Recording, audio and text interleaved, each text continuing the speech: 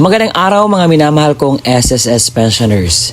Ngayon po ay mag-update po tayo sa katanungan ng ating kababayan patungkol po sa concern niya na isasali na ba daw ang 13-month pay sa matatanggap na pension increase ngayong June 2026.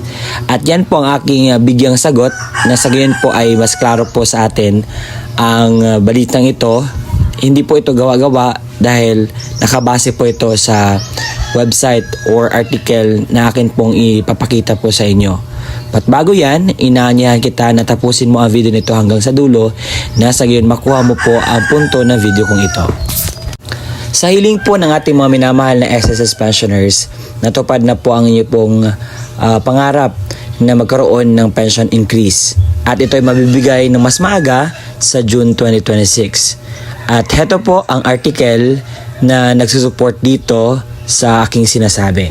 Sabi po dito, maagang implementasyon ng pension increase in support sa mga SSS pensioners.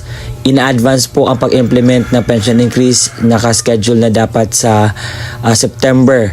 Ngayon po ay bibigay na sa June para po ma-provide ang financial relief sa ating mga retirement and disability pensioners na makatanggap sila ng 10% at death and survivor benefits naman ay makakuha ng 5%. So ang SSS ay mag-expect po na mag-release ng 6.5 billion para po sa early implementation sa pension increase from June to August, directly supporting the millions of pensioners in their families.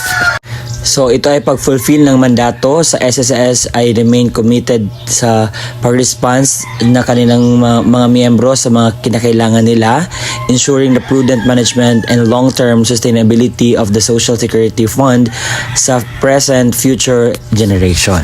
Ang tanong ng bayan ngayon, kasama na ba ang 13-month pay sa pension increase na matatanggap ngayong June 2026?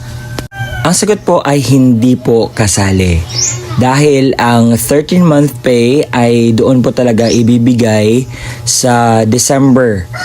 Dahil hindi po na-approve ang Easter Emergency Bonus, dahil doon na panukala or panawagan ni Makasait ay maibigay po ng mas maaga ang inyo pong 13-month pay. But sad to say na hindi siya na-aprubahan at ang inaprubahan po ay ang pension increase na mas maagang ibibigay. Kaya naman, wag nyo pong i-expect na mayroong 13-month pay na matatanggap ninyo sa inyo pong pension increase ngayong June 2026. Dahil po ang rason ay pension increase lamang po ang meron sa early implementation, pero ang pension na 13-month pay or dagdag na isang buwan ng pension ninyo makukuha ay hindi po siya available, no? Sa mga nagtanong, wala po itong kasaling 13-month pay. Baka may nakita kayong mga vlogs dyan na kasali daw yung 13-month pay sa June 2026, ay hindi po yun totoo dahil wala po talagang pruweba or programa that supports na sabi po na ibibigay ng mas maaga ang 13-month pay ninyo. And I hope that helps po.